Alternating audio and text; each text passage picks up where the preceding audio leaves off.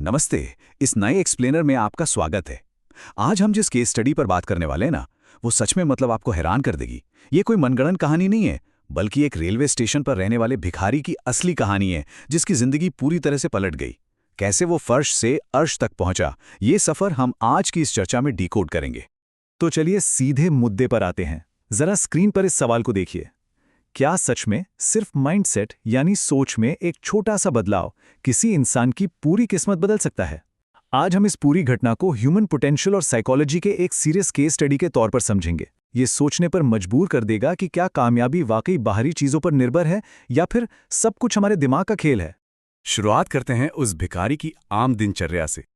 अब सोचिए एक ऐसे जीवन के बारे में जो बिल्कुल ठहरा हुआ है। स्टेशन की उस भीड़भाड़ में ये इंसान अपनी पूरी जिंदगी सिर्फ और सिर्फ लेने में बिता रहा था। उसका कोई और काम नहीं था, बस रेल यात्रियों की दया पर जिंदा रहना। बदले में वो कुछ नहीं देता था, बस हाथ फैलाता और जो मिल गया उसी से काम चलाता। ये रूटीन ऐसे ही चलता रहता, अगर एक दिन उसका सामना सूट बूट पहने उस लंबे अमीर से दिखने वाले आदमी से नहीं होता। सच कहूं तो इसी एक मुलाकात ने पूरा गेम बदल दिया।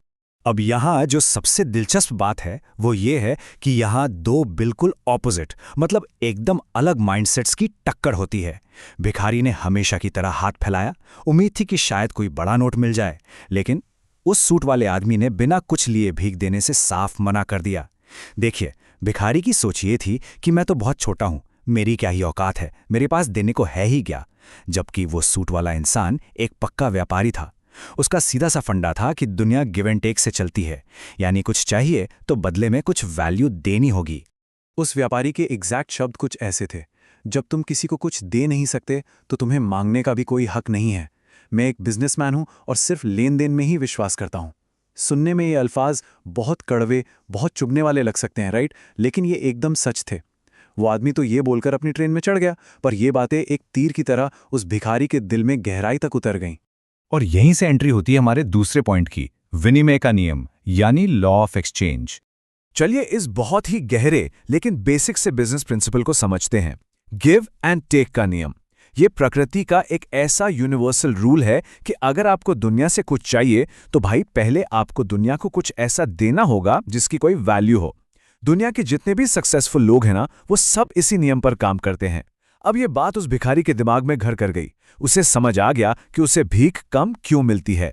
इसी उधेड़बुन में सोचिए उसने 2 दर्दनाक दिन निकाल दिए, बस यही सोचते हुए कि वो आखिर कर क्या सकता है। और ये कोई छोटा मोटा मेंटल ब्लॉक नहीं था।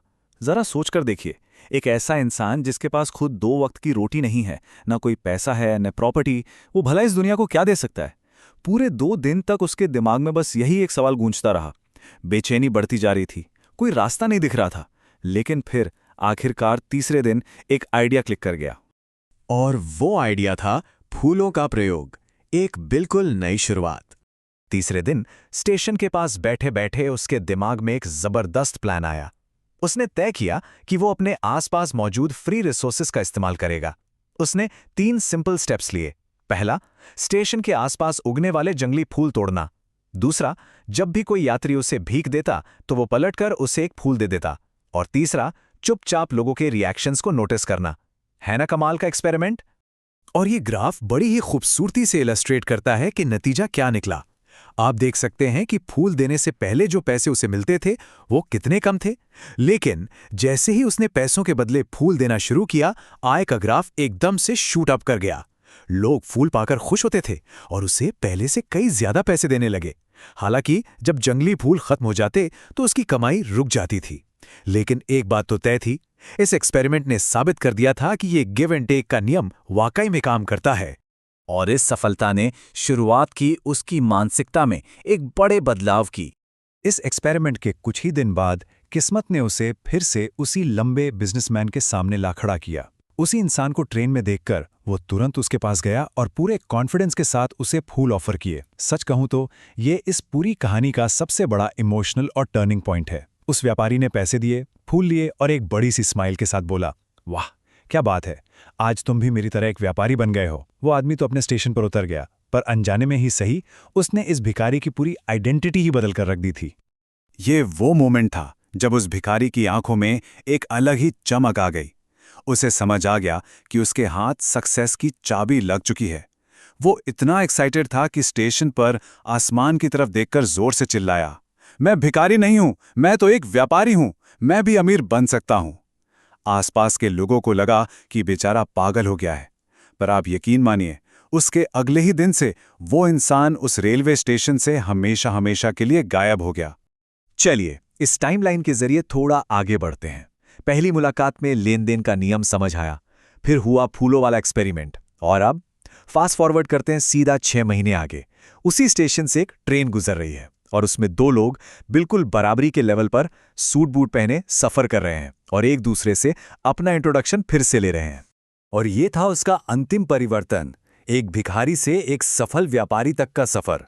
जब उन दोनों ने एक दूसरे को पहचाना तो पता चला कि वो जो दूसरा सूट वाला इंसान था ना, वो वही पुराना भिखारी था। अब आप सोचेंगे कि भाई ये मैजिक हुआ कैसे? एक्चुअली इसके पीछे प्रॉपर बिजनेस मैकेनिक्स थे। सबसे पहले तो उसने ये रियलाइज किया कि लोग उसे भीख नहीं दे रहे थे, बल्कि उन फूलों की कीमत दे रहे थे।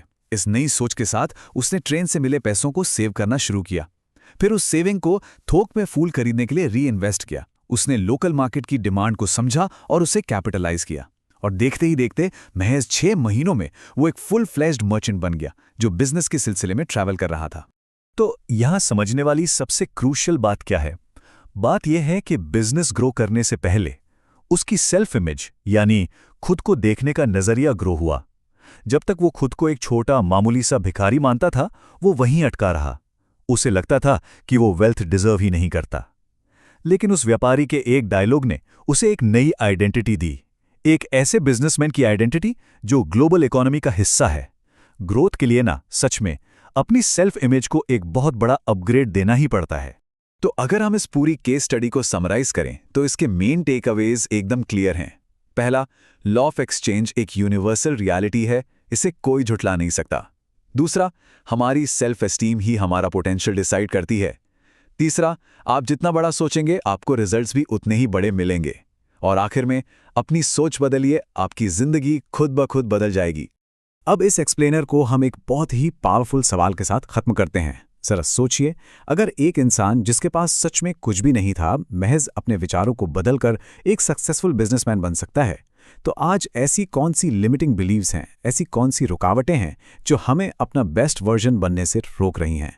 इस पर जरूर सोचिएगा। आज की इस चर्चा में जुड़ने के लिए बहुत बहुत शुक्रिया।